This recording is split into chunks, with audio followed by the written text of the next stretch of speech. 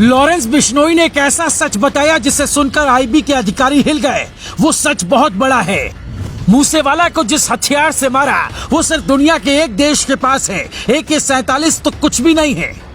ऐसा हथियार सेना और पुलिस के पास नहीं, अमेरिका ने देखा तक नहीं, फिर गैंग के पास कैसे पहुंचा?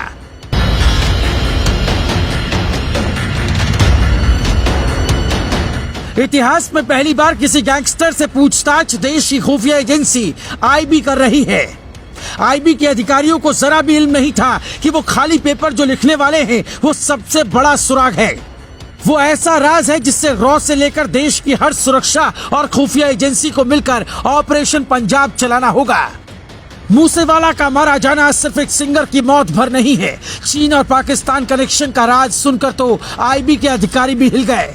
हम आपको पूरी कहानी समझाएं उससे पहले सुनिए लॉरेंस बिश्नोई ने आईबी और दिल्ली पुलिस के बड़े बड़े अधिकारियों को ऐसा क्या बता दिया कि जांच टीम बढ़ा दी गई।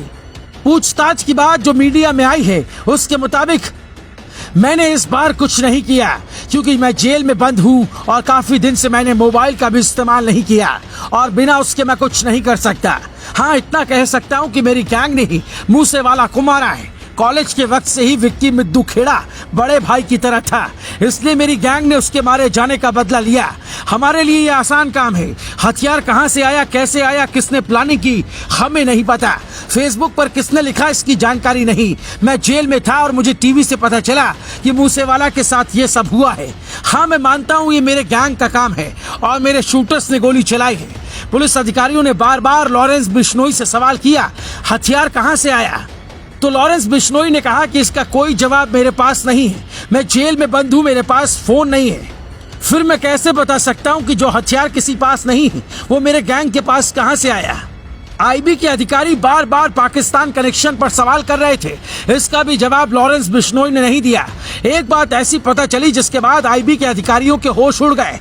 लॉरेंस बिश्नोई कहता है कि आपको भी पता है AN-94 भारत में नहीं बनता।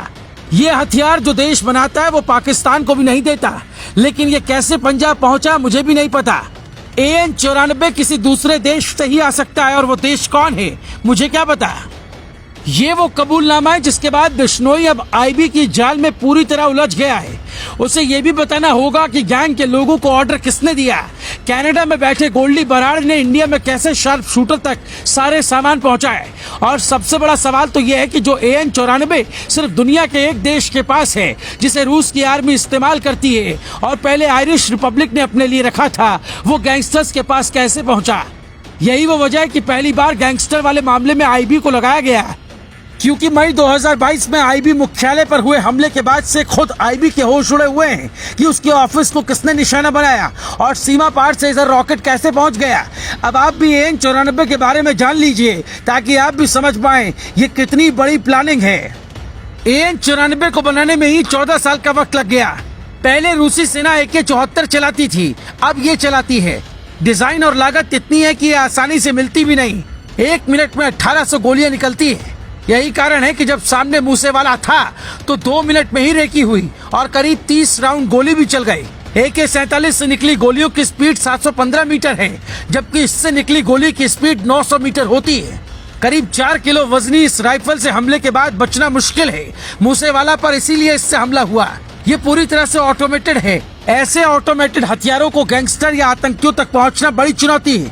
पंजाब में कई ऐसे गैंग हैं जो सीमा पार से अवैध चीजों की तस्करी करते हैं, खालिस्तानियों का साथ देते हैं। चीन से पहले ये सब पाकिस्तान पहुंचता है, फिर पाकिस्तान से ड्रोन के रास्ते पंजाब के खेतों में गिरा देते हैं। पंजाब में एक्टिव गैंग इसे फिर अपने अपने ठिकानों पर पहुंचाते हैं और फिर वहीं से शार्प शूटर को मिलता है। BSF इस पर लगाम लगाने के लिए स्कीम चला रही है। जो ड्रोन की जानकारी देगा उसे 1 लाख इनाम मिलेगा। इतनी सख्ती के बावजूद भी धड़ल्ले से गैंगस्टर अपना राज चला रहे हैं। मूसेवाला के मारे जाने के बाद से Bambiha gang, Tillu Tajpuriya gang, Bhupurana gang और नीरज भवाना गैंग बदले की बात कह रहे हैं। भूपुराणा गैंग ने तो मूसेवाला को मारने वाले का पता बताने पर 5 लाख रुपए इनाम का भी ऐलान कर दिया। इसलिए पंजाब पुलिस को बड़े गैंग वॉर का डर सता रहा है। Bureau report.